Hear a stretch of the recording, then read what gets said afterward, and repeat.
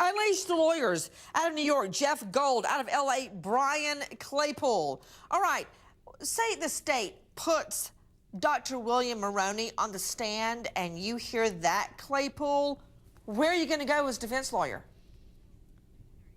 Well, Nancy, you need to have an actual reenactment. You need actually the mechanical engineer who manufactured this car seat to come in and say the amount of force that would have been put upon Cooper's chest, number one. Number two, we haven't seen the autopsy report to see whether there are any abrasions along the chest of Cooper. Because if this seat was so tight along his chest, or the belt was so tight, wouldn't you think if he was jerking back and forth, you would see some abrasions along his chest? So we don't have any scientific evidence connecting a smaller car seat to an accelerated death of Cooper. Okay, I see where you're going, and I guess that's where I would go if I were a defense attorney. You know why? Because there's nowhere else to go.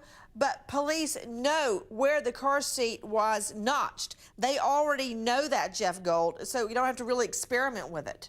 Look, but Dad's not a medical examiner. He doesn't have to know that's going to happen. What we heard earlier is that Mom had the new car seat in her car, so it's reasonable that he had the other one. He doesn't necessarily know all this medical stuff and what's going to happen. 15 kids have died this year in a car because of heat stroke. It's possible that that's just another one. I don't have to have an MD to know that the car seat's too tight. I remember when the twins' car seat was too tight.